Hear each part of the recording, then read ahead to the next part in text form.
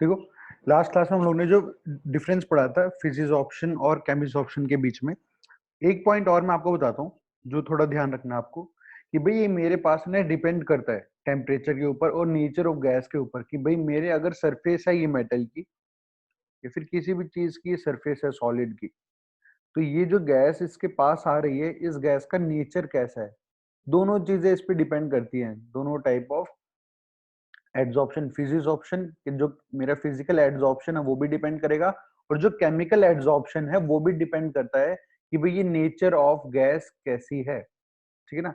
एक चीज आप यहाँ पे एक पॉइंट बना के लिखना, फिर मैं आपको उसको एक्सप्लेन करता हूँ। पॉइंट वो ये कहता है, इट डिपेंड्स ऑन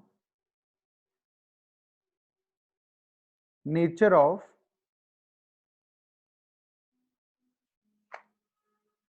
गैस। ठीक है ना। कॉमा, अब ब्रैकेट में लिखना है, कैसे डिपेंड करते हैं, जो इजिली लिक्विफाई हो जाती है, मतलब गैस से वो कन्वर्ट हो जाती है किसके अंदर, लिक्विड स्टेट के अंदर, इजिली वो लिक्विफाई हो रही है मेरे पास। ठीक है, तो वो मेरे पास जल्दी एड्सॉर्ब हो जाएगी क्योंकि उसके अंदर फोर्स ऑफ अट्रैक्शन ज्यादा होगा। तभी तो गैस मॉलिक्यूल, जो दूर दूर मॉलिक्यूल्स घूमते हैं, वो क्या होंगे, एक दूसरे के आसपास पास आ पाएंगे, तभी वो जाके मेरे सरफेस पे क्या हो जाएंगे, अटैच हो जाएंगे। तो लिखिए, इजिली लिक्विफिबल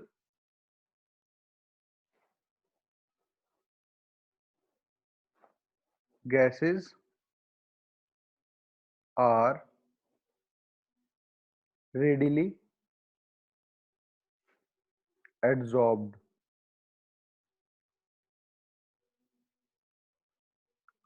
ठीक है, वो क्या होता है आपके पास, इजिली एड्सॉर्ब्ड हो जाती है। मैं आपको क्रिटिकल टेम्परेचर देता हूं। क्रिटिकल टेम्परेचर समझो, तीन गैस है मेरे पास, गैस वन, गैस टू और गैस थ्री। अगर उन तीनों के क्रिटिकल टेम्परेचर दिए हुए हैं, देखो ये आज तक कभी जेई ने पूछा नहीं है, बट पूछ सकता है कि अगर आपको तीन गैस दे दी और तीनों का मेरे को क्रिटिकल टेम्परेचर दे दिया, 120 केल्विन दे दिया, 300 केल्विन दे दिया, और मेरे को बोलता है कि आपका एक थर्ड गैस का जो क्रिटिकल टेम्परेचर है वो 500 केल्विन है, और वो पूछेगा भाई इसमें से आप बताओ सबसे सबसे ज्यादा फिजिकल एड्सॉर्प्शन या एड्सॉर्प्शन किसके अंदर हो सकता है, या कौन सी ज्यादा इजिली लिक्विफाई हो सकती है। तो आप कैसे देखोगे, पहली चीज आपको ये पता होनी चाहिए कि भाई मेरे पास क्रिटिकल टेम्परेचर क्या कहता है। क्रिटिकल टेम्परेचर आपको ये बात कहता है कि इस टेम्परेचर के नीचे जो भी आपका टेम्परेचर, जैसे हम 300 केल्विन मान लेते हैं, तो अगर किसी गैस का टेम्परेचर 300 केल्विन क्रिटिकल टेम्परेचर है, तो 300 केल्विन के नीचे नीचे,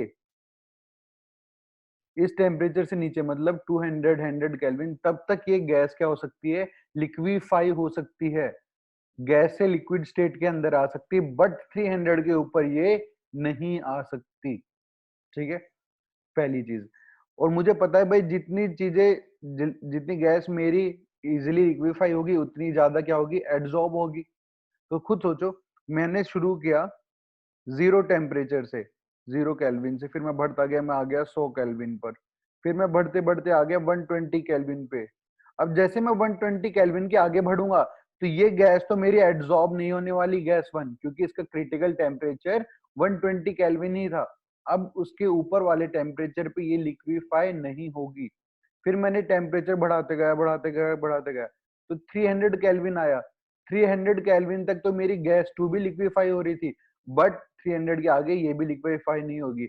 बट और टेम्परेचर बढ़ाते जाऊंगा, जब मेरा 500 केल्विन आएगा, तब तक मेरी गैस थर्ड क्या होगी, लिक्विफाई होगी। तो आप खुद ही सोचो कि भाई सबसे ज्यादा गैस कौन से लिक्विफाई हो पाई होगी, थर्ड वाली गैस।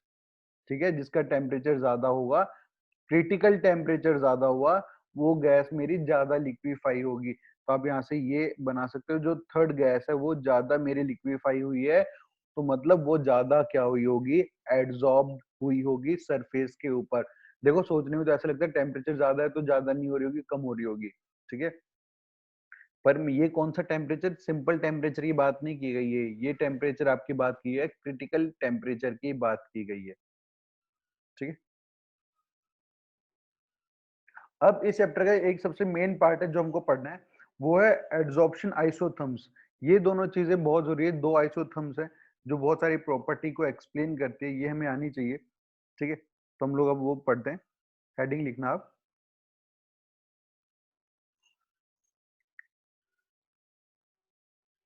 लिखिए आप एड्सॉर्प्शन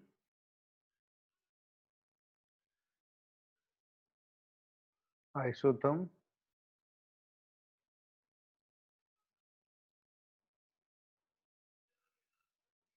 ठीक है, अब ये दो होती हैं आइसो एड्सॉर्प्शन आइसोथर्म्स ना। एक तो आपकी होती है फ्रेंडलिच,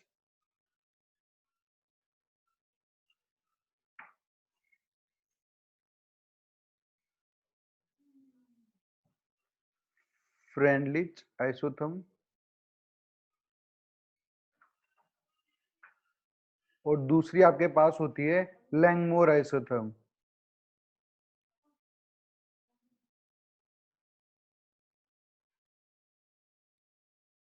आइसोथर्म, ये दो आइसोथर्म्स मेरे पास होती हैं। ठीक है, अब हम एक एक करके पढ़ेंगे। पहली चीज कि भाई ये एड्सॉर्प्शन आइसोथर्म कहती क्या है।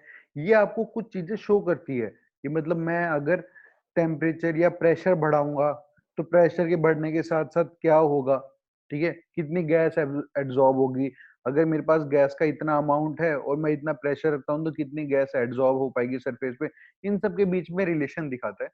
ठीक है, और ये जो एड्सॉर्प्शन आइसोथर्म है, मैंने आपको पहले भी बताया था, आज वापस बता रहा हूँ। हम लोग इस चैप्टर में एक ही एड्सॉर्प्शन देख रहे हैं, क्या? Adsorption of adsorption of gas on solid. Last class में मैंने आपको बताया था, आज भी मैं बता रहा हूँ आपको। बाकी केसेस नहीं पढ़ रहे हम, बस एक ही केस पढ़ते हैं, गैसेस का adsorption on the surface of solid. ठीक है, अब इसके अंदर कुछ चीजें जो आपको ध्यान रखनी। पहली चीज इसके अंदर होता है कि भाई वो कितना एड्सॉर्ब हुआ है, उस अमाउंट को हम कैसे रिप्रेजेंट करते हैं।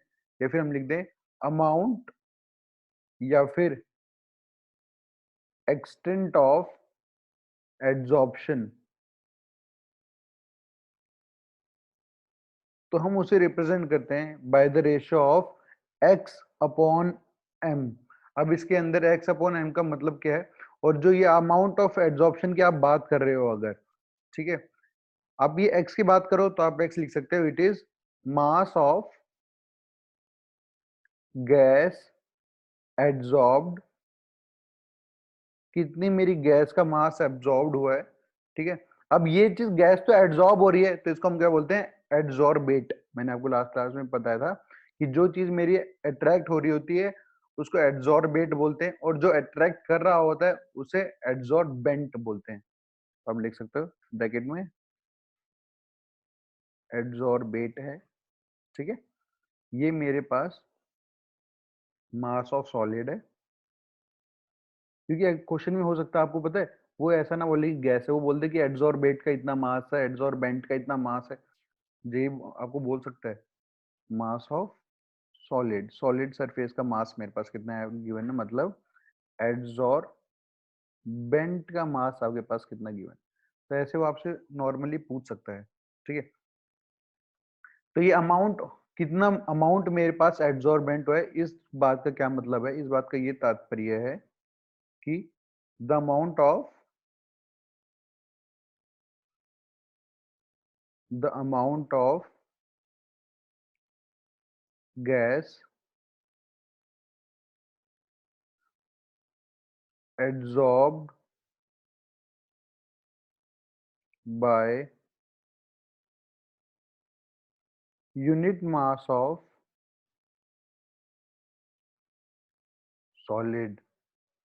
कि भाई अगर मैं एक यूनिट मास लेता हूँ सॉलिड का, या 1 kg लेता हूँ, ठीक है, एक किसी भी एक पर्टिकुलर यूनिट ऑफ मास लेता हूँ, तो वो कितनी गैस को एड्सॉर्ब कर पा रहा है अपनी सरफेस के ऊपर, वो मेरे को रिप्रेजेंट करता है एक्सटेंशन ऑफ एड्सॉर्प्शन, या फिर अमाउंट ऑफ एड्सॉर्प्शन को वो रिप्रेजेंट करता है। ठीक है ना, हम बोल देते हैं let m gram of a solid adsorb x gram of gas, ठीक है ना। मैं बोल देता हूँ भाई सॉलिड का मास m ग्राम है और जो x है, जो मेरी गैस है वो x ग्राम्स है, ठीक है। तो अमाउंट ऑफ एड्सॉर्प्शन आपसे कोई बोले कि क्या होगा, तो आप क्या कर दोगे, दोनों को डिवाइड कर दोगे। अमाउंट ऑफ एड्सॉर्प्शन आपको बोलता है क्या है, तो आप क्या करोगे, दोनों को डिवाइड कर दोगे। आप बोलोगे that will be equals to x by m, दोनों को डिवाइड करके आप लिख दोगे। तो देखो भाई इतना वो मेरा रेशियो आया होगा, ठीक है।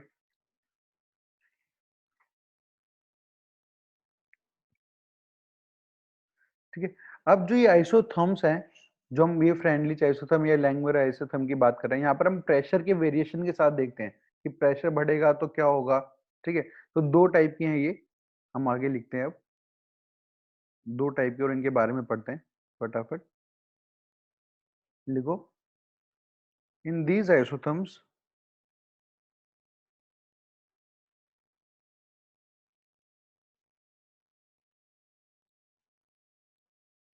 The variation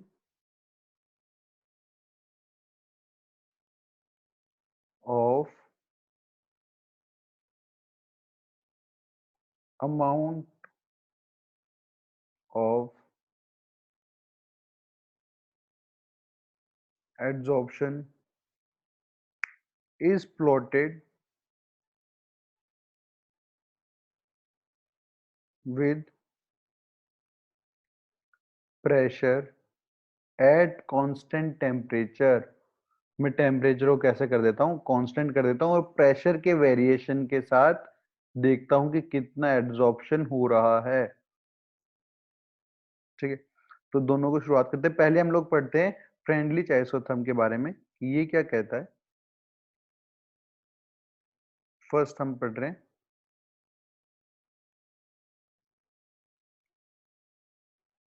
friendly isotherm.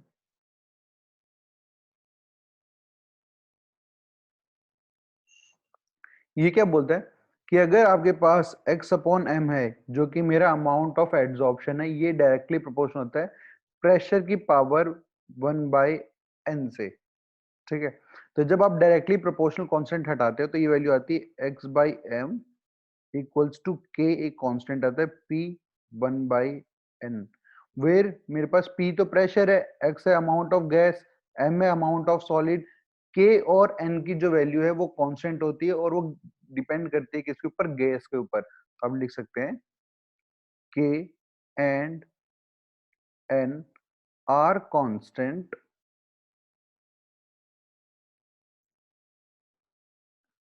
and dependent on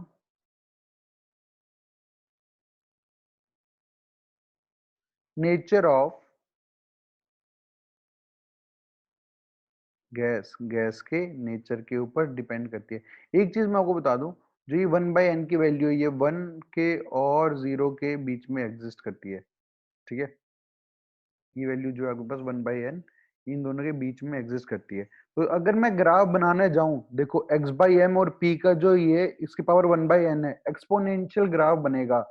तो जब मैं इसका ग्राफ बनाने जाता हूँ तो कुछ इस प्रकार से बनता है।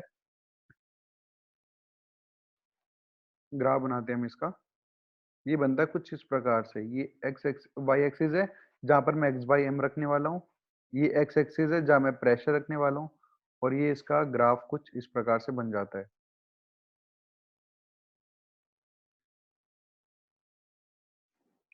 ठीक है। ये होता है मेरे पास x/m और यहाँ पर आता है मेरे पास प्रेशर। ये ग्राफ कुछ इस प्रकार से दिखाई देता है और आगे जाके ये कांस्टेंट हो जाना चाहिए, ठीक है। कुछ इस प्रकार से होता है। इसने क्या किया, फ्रेंडली ने इस ग्राफ को 3 पार्ट में डिवाइड किया। वो पार्ट कौन कौन से थे, पहला पार्ट ये था कि जब मेरा प्रेशर बहुत कम है, लो प्रेशर रीजन के अंदर, फिर दूसरा पार्ट वो जो मॉडरेट प्रेशर, और थर्ड पार्ट वो आगे जहां मेरा प्रेशर बहुत ही ज्यादा क्या होने वाला है, हाई होने वाला है। तो जो फ्रेंडिस ने क्या किया, इस ग्राफ को 3 पार्ट में डिवाइड कर लिया। एक तो लो प्रेशर रीजन के अंदर, एक मॉडरेट प्रेशर के अंदर, और लास्ट वाला उन्होंने क्या बोला, जो मेरे पास हाई प्रेशर रीजन है उसके अंदर उन्होंने उसको डिवाइड कर लिया, ठीक है। और इन्होंने क्या किया, फ्रेंडलिस्ट ने एक चीज एज्यूम की कि भाई मेरे पास ये जो एड्सॉर्प्शन है जिसके लिए मैंने ग्राफ बनाया है और ये एज्यूम्शन मैं कर रहा हूँ वो मेरा मल्टी लेयर है। मल्टी लेयर किसके अंदर होता है, फिजिकल एड्सॉर्प्शन में होता है। तो मतलब उन्होंने ये सारी चीजें फिजिकल एड्सॉर्प्शन के बारे में बताई थी। तो हम लोग लिख सकते हैं आगे,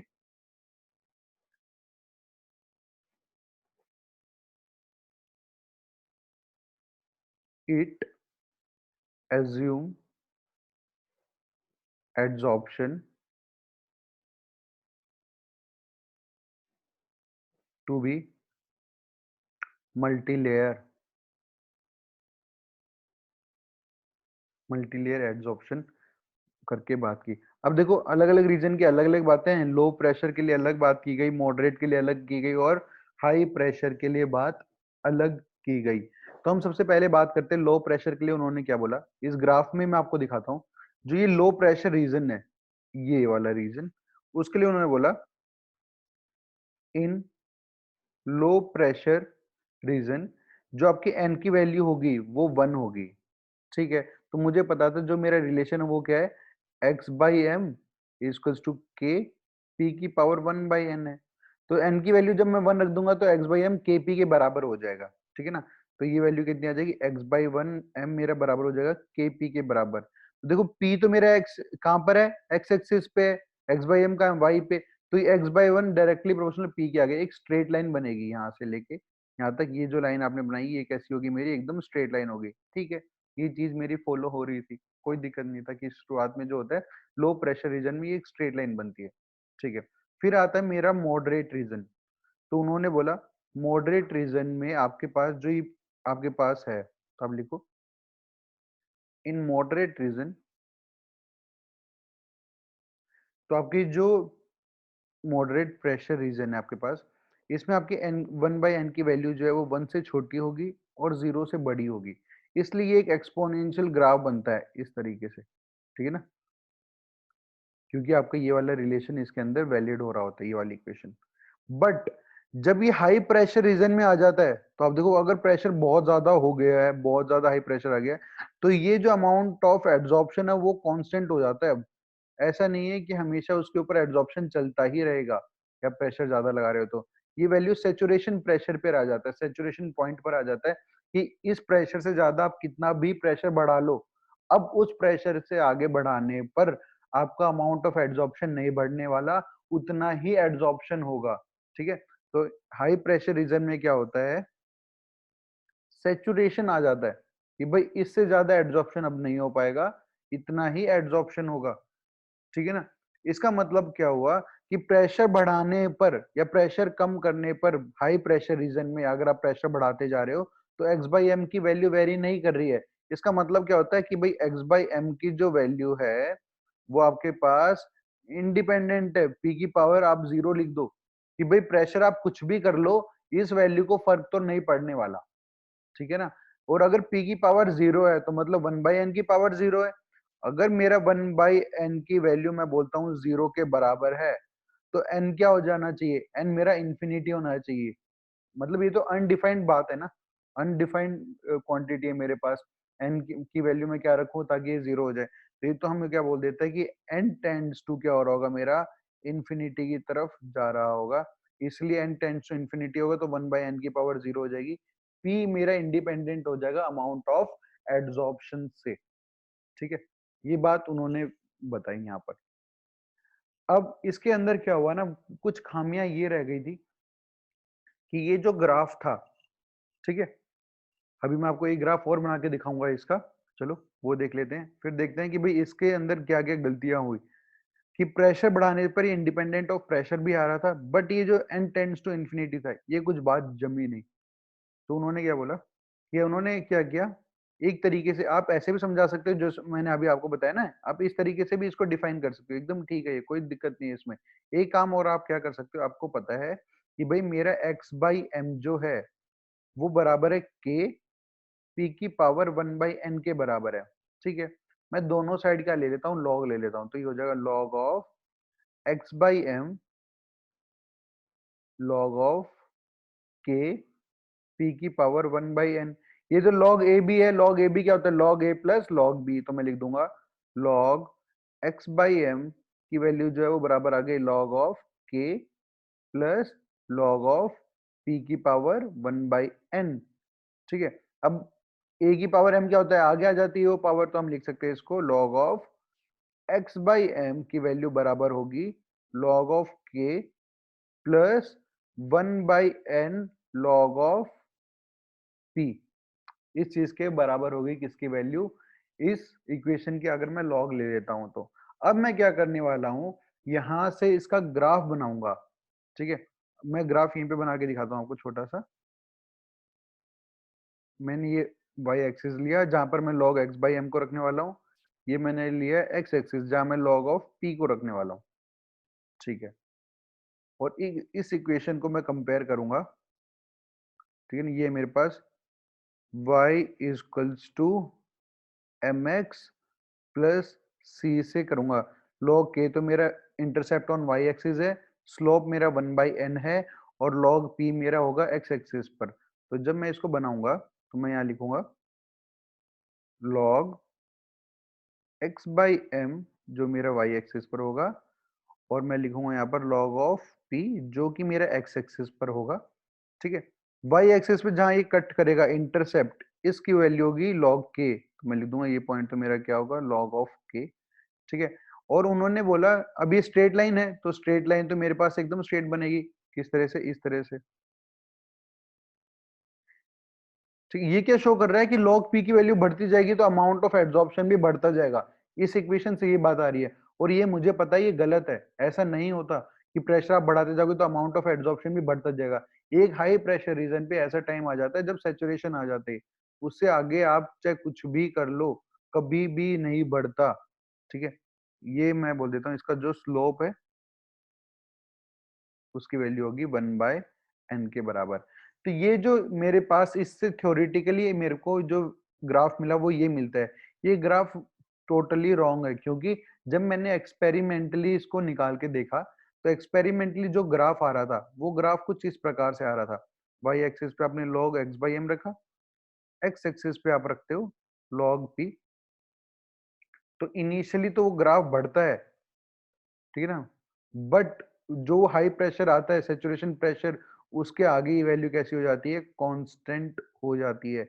ये मेरा एक्सपेरिमेंटली ग्राफ बनता है कि भाई अब मैं पी की वैल्यू कितनी भी बढ़ा लूं ये वैल्यू कभी भी नहीं बढ़ने वाली। ठीक है, यहाँ मैंने लिखा था log of X by M, ये मेरा एक्सपेरिमेंटली ग्राफ ऐसा मिलता है मुझे, और यहाँ लिखता हूँ मैं log ऑफ पी। ठीक है, इस पॉइंट से आगे मैं,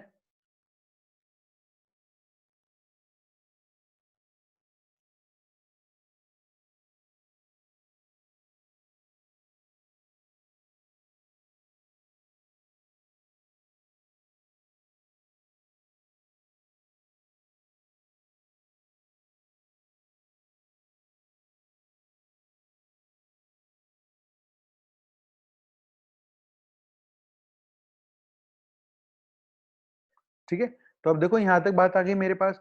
अब मैं कह सकता हूं कि देखो अब log p की वैल्यू अगर बढ़ रही है, प्रेशर बढ़ता जाएगा, अगर प्रेशर बढ़ता जाएगा तो मेरे पास क्या होगा, ये वैल्यू एक तरफ कांस्टेंट हो जाएगी। तो ये एक्सपेरिमेंटली मुझे मिलता है। तो यहाँ से मुझे पता चल गया भाई कि इस फ्रेंडली आइसोथर्म में कुछ तो खामियां हैं जो इसने ये इक्वेशन दी है। खामियां पहली कि भाई ये इसका जो ये इक्वेशन है ये क्या रिप्रेजेंट कर रही है कि अगर log p को बढ़ाओगे तो ये वैल्यू बढ़ती बढ़ती बढ़ती जाएगी, जो कि ऐसा नहीं होता। ठीक है, तो ये इसके अंदर एक खामियां थी। तो इन सबको ठीक करने के लिए मेरी लैंगवर आइसोथर्म आता है जो हम इसके बाद पढ़ने वाले हैं। ठीक है, और एक चीज और ये भी हो गया था कि भाई मेरे पास ये मॉडरेट और हाई रीजन, मॉडरेट और लो रीजन में तो ठीक है, बट हाई रीजन में क्यों ये फेल हो रहा था, तो मतलब ये सर्टेन लेवल ऑफ प्रेशर तक ही ठीक था, कुछ प्रेशर के बाद ये मेरी आइसोथर्म गलत हो जाती थी। ठीक है, फ्रेंडली आइसोथर्म, आप लिख सकते हो इस बात को लिमिटेशन करके। इसकी लिमिटेशन क्या थी,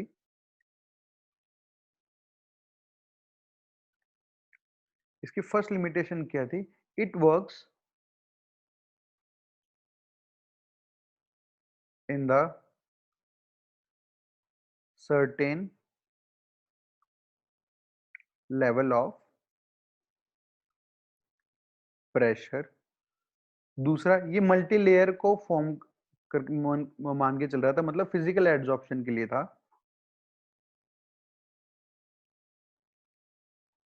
मल्टी लेयर एड्सॉर्प्शन को लेकर चल रहा था, जो मुझे पता है कहाँ होती है, फिजिकल के अंदर होती है। तो ये सर्टेन लेवल ऑफ प्रेशर को हटाने के लिए एक चीज और, हाँ ये भी आप देखिए, एक चीज और मैं आपको बताता हूँ, बहुत ही जरूरी है। आपको इस तरह से दे सकता है ग्राफ ना एग्जाम में, ये सब पॉसिबिलिटीज है, क्योंकि इस थर्म के ऊपर तो आज तक बहुत क्वेश्चन आए हैं। हर बार कोई ना कहीं आपको ये दिख जाएगा, X by M, log X by M, ये सब लिखा हुआ। दिक्कत है कि अब उससे नई चीजें क्या बन सकती हैं। तो अगर आपको बोले कि भाई एक्स बाई एम का और प्रेशर का आपको ग्राफ दे रखा है, और वो आपको टेम्परेचर दे दे, अब बोलते भाई मैंने 3 ग्राफ आपको दे दिए कुछ इस तरीके से, इस तरह से है, ये टेम्परेचर T1 है, ये टेम्परेचर मेरा T2 है, और ये टेम्परेचर मेरा 3T है। तो बोलते भाई कंपेयर, कंपेयर करो आप T1, T2 और T3 के बीच में कौन सा टेम्परेचर ज्यादा होगा, कौन सा टेम्परेचर मेरा कम होगा। ठीक है, देखो अब इस तरह का अगर क्वेश्चन एग्जाम में आता है तो हम लोग क्या करेंगे, हम लोगों के पास सीधा से एक तरीका है। मैं कहूंगा कि भाई देखो, मैं प्रेशर को रख देता हूँ कांस्टेंट, प्रेशर को जब मैं कांस्टेंट रखता हूँ तो एक प्रेशर मान लो मैंने एक पी प्रेशर रख लिया। ठीक है, तो अब मैं एक्स बाई एम की वैल्यू देखूंगा, इस पे एक्स बाई एम की वैल्यू मुझे इतनी मिल रही है, इस पे मेरे को एक्स बाई एम की वैल्यू इतनी मिल रही है, और इस पे मुझे क्या मिल रहा है, एक्स बाई एम की वैल्यू क्या हो रही है, इतनी मिल रही है। ठीक है, अब हमने एक चीज क्या पढ़ी थी याद करो, मैंने आपको डिफरेंसेस में लिखवाया था, जैसे जैसे मैं टेम्परेचर बढ़ाते जाऊंगा फिजिकल एड्सॉर्प्शन की वैल्यू क्या होती है, कम होने लग जाती है, क्योंकि बॉन्ड्स टूटने लग जाते हैं वैन डर वाल फोर्सेस के, क्योंकि ये सिंपल टेम्परेचर, ये क्रिटिकल टेम्परेचर नहीं है। ठीक है ना, ये सिंपल टेम्परेचर की बात कर रहे हैं यहाँ पर। तो मुझे पता है जैसे जैसे मैं टेम्परेचर बढ़ाऊंगा तो फिजिकल एड्सॉर्प्शन का अमाउंट तो कम होने लग जाएगा, तो मतलब ये टेम्परेचर मेरा सबसे कम होगा जहां पर मेरा अमाउंट सबसे ज्यादा मिल रहा है। हम लोग कह सकते हैं यहाँ से कि भाई T1 मेरा सबसे छोटा होगा, फिर T2 होगा, और लास्ट में कौन सा होगा मेरे पास, T3, क्योंकि टेम्परेचर बढ़ाने के साथ फिजिकल एड्सॉर्प्शन आपके पास क्या होता है, कम होता जाता है हमेशा। ठीक है, ये बात मुझे यहाँ से पता चल गई। अब मैं बात करता हूँ लैंगमोर आइसोथर्म की, जो मेरे सेकंड आइसोथर्म है। लैंगमोर आइसोथर्म क्या कहता है, हम बात करते हैं लैंगमोर आइसोथर्म की। ठीक है, तो अब हम लोग बात करते हैं लैंगमोर आइसोथर्म के बारे में। अब हेडिंग डालो, सेकंड आइसोथर्म थी मेरे पास।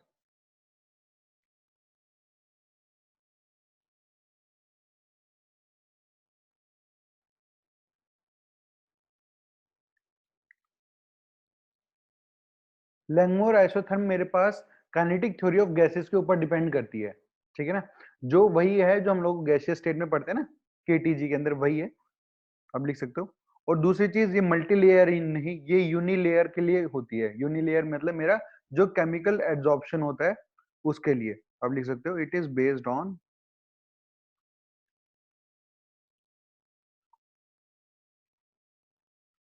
Kinetic theory of gases. दूसरी बात, it assumes adsorption to be unilayer, मतलब केमिसॉर्प्शन, केमिसॉर्प्शन में कैसा होता है, यूनिलेयर होता है। दूसरी चीज वो ये बोलता है कि भाई जो मेरे पास सरफेस है, ठीक है ना, उस पे एड्सॉर्प्शन हो या सॉर्प्शन हो, मतलब गैस बाहर बाहर जितनी एड्सॉर्ब हो रही है और निकल रही है, उसके बीच में एक इक्विलिब्रियम एग्जिस्ट करने लग जाता है कुछ सर्टेन टाइम के बाद। ठीक है, कि मतलब जितनी गैस एड्सॉर्ब हो रही होगी उतनी ही क्या हो रही है, रिलीज भी होने लग जाती है। तो आप लिख सकते हो, there exist an equilibrium between gas molecules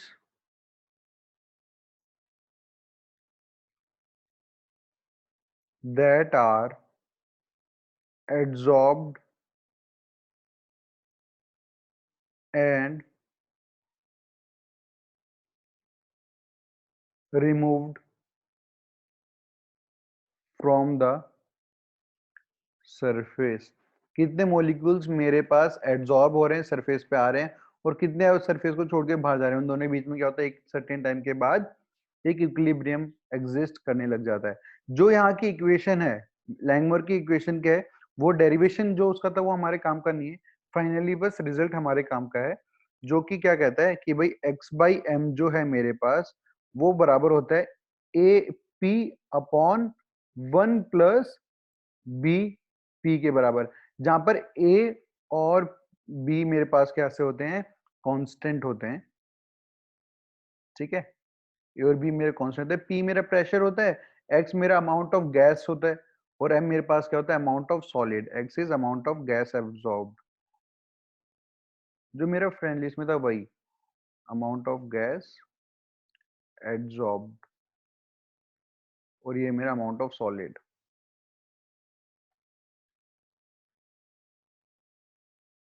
P मेरा प्रेशर है। ठीक है, तो देखो अब इस इक्वेशन का जो ग्राफ आएगा, ये जो है मेरे पास a a P upon 1 plus B p x के बराबर, इसका जो ग्राफ होता है वो एक्सपोनेंशियल ग्राफ बनता है कुछ इस तरीके से।